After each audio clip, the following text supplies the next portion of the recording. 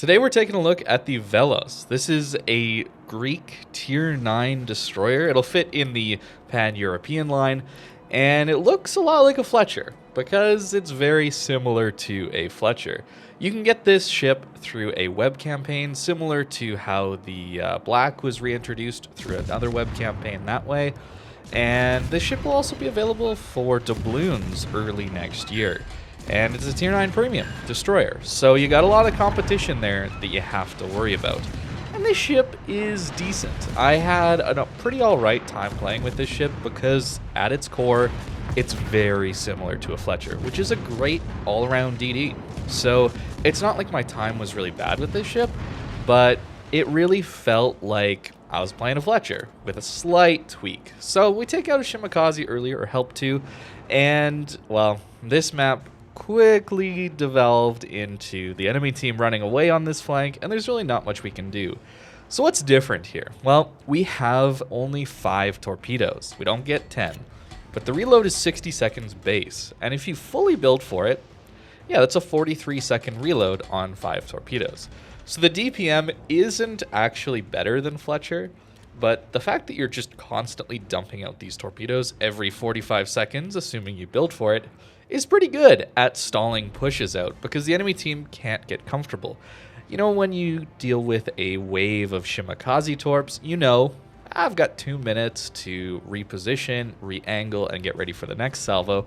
Not with this ship. There's really not much downtime. It's almost a Vermont salvo's worth of downtime between torpedo sends. And the torps are exactly the same, so they're very, very good at stopping pushes. But as we all know, pushing tends not to happen in World of Warships, pretty much for this exact reason. You die very, very quickly when you push in. So it's not like I can't really blame people for not pushing in anymore. It's just that the Velos really, really wants people to push in. So even though the torpedoes are a bit of an interesting gimmick, and I did try to build for it, they weren't the most useful. You're going to notice in a lot of these games where I tend to just use my guns, and the ship is much more effective. So that's going to be the build that I'm going to recommend at the end, is just build it for guns. It's so much better for a gunboat. And it's only got 4 guns, as we've seen, but they reload a little bit quicker. Yeah, this game really didn't evolve to much because the enemy team was just running away. It's difficult to do damage as a destroyer with such short-range torps and guns when everybody runs away. But we did do a ton of spotting damage, nearly 130k, which is very useful for a lemming train, and that, I think, helped our team win.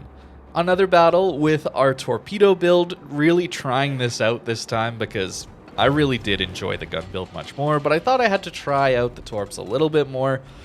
And yeah, it's just all these gunfights that we're getting in that makes me really think this ship should be built as a gunboat. I'm not really using the torps here, even though this is an arms race game and there's potential for a lot of pushing due to the extra buffs people get. This game was also a pretty passive game, as we're going to see, and lots of gunfights where I would want extra DPM. Against a Fletcher, you actually have more DPM. Even though you only have 4 guns, they reload actually that much quicker. The DPM with the HE is around 10,000 DPM better, which is okay. It's not life-changing. In fact, you're, 50k DPM less than a Friesland, which is where some of the issues start to crop up with this ship. It feels very much like a Fletcher. You're not this DPM monster outlier ship. You're basically a Fletcher with 4 guns instead of 5 with a slightly faster reload.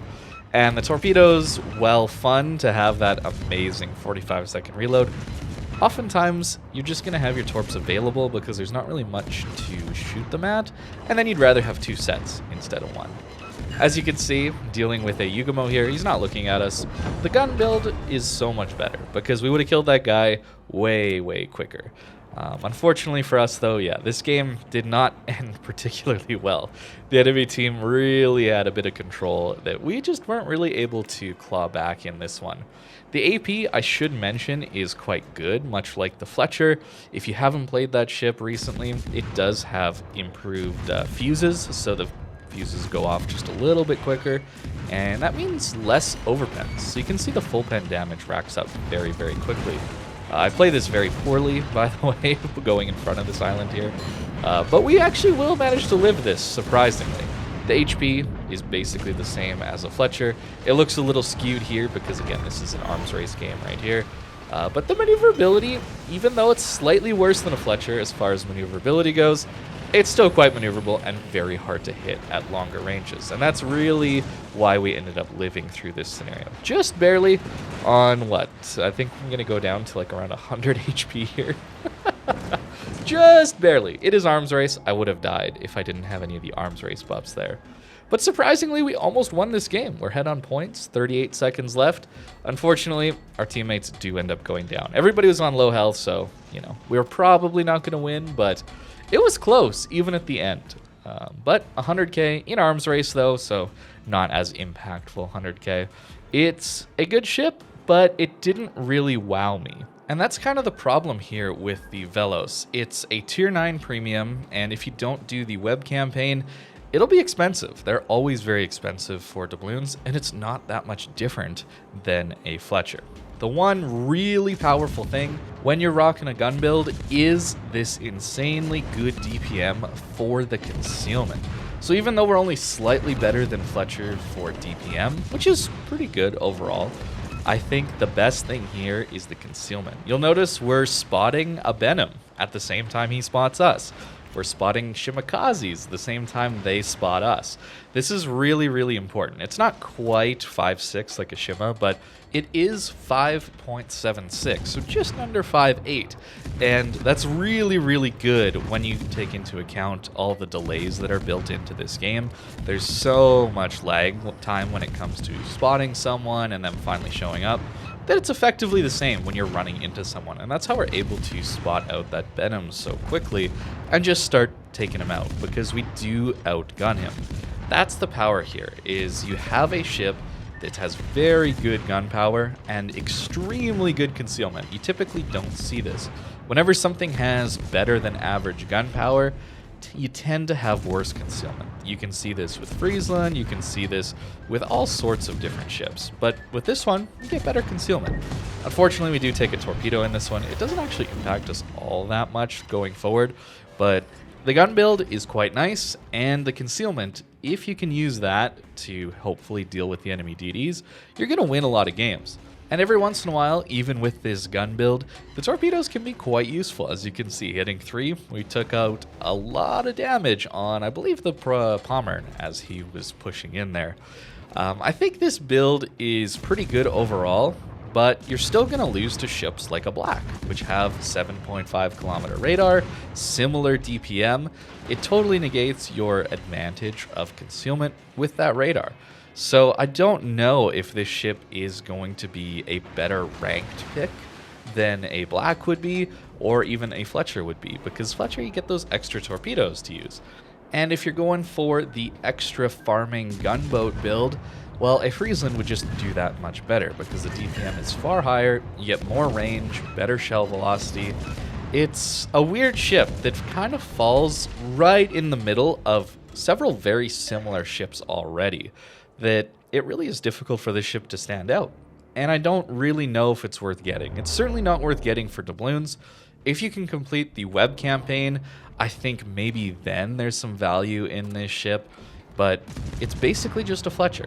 I don't really know what else there is here. Maybe there was something in testing where it had insane DPM. I think that's what it was. I don't really look into these ships while they're undergoing a lot of balance changes, but I believe this ship started off as having absolutely insane DPM, and then they nerfed it down closer to Fletcher, while still having a little bit better. And it's hardly noticeable. I don't really know where this ship lies, if you can't tell. I don't really know if I should recommend it to people, because Fletcher is a good ship. And because of that, this is also a good ship, but you can get Fletcher for free. And this ship will be quite expensive for doubloons when it does come out. And if you're looking for fast cooldown torpedoes, well, try out the European line, just the standard one, with the Holland at the end. It's very fast reloading torps as well. I don't know. I don't really think I would recommend you buy this ship at all, but as far as a web campaign, maybe it's worth picking up that way. But overall, I'd probably just say stay away. Play your Fletcher, enjoy it, know that you have basically the experience of playing a Velos. I will say that I'm glad it's not broken overpowered with crazy DPM with near Shima-like concealment.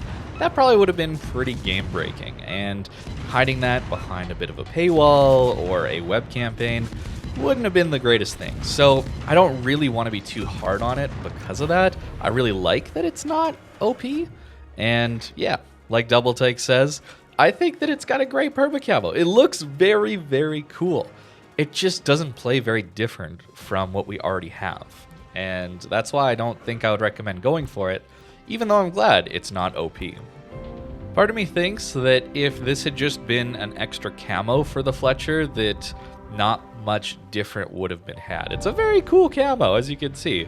It's quite nice, but the actual gameplay differences are extremely minor. And the builds that I was running here, trying a more torpedo-focused build, no. If you get this ship, I don't think you want to be running that. I think you run something like this with extra guns, even going for extra demo expert, because this is an American style destroyer. We get old fire chance values, 5% base. We're not one of these newer lines that got released with 10% fire chance, like a daring line, for example. Old fire chance means we get much less fires, and that translates into far less damage farmed out on battleships, for example. The DPM is still quite good against DDs. Again, full torps. I tried it, but I do think that guns are the way. Guns are the way on this ship, because it is slightly improved over Fletcher, and again, the concealment, quite nice here. It's very, very comfortable to play for that reason, but it's a cap contester. It's a gunboat that is going for map control and winning games that way through spotting. And it's very good at that. I really felt like I had a lot of battle impact when dealing with other destroyers, when there were caps involved, but farming damage and torping things out wasn't its strong suit. Floaty shell arcs and torpedoes that, well, you don't have very many of them, and they don't go particularly far either. If you're looking for a better gunboat premium, I think Friesland Groningen is a much, much better pickup. So thank you very much for watching. Let me know what you think in the comments down below, and I hope you have a great rest of your day.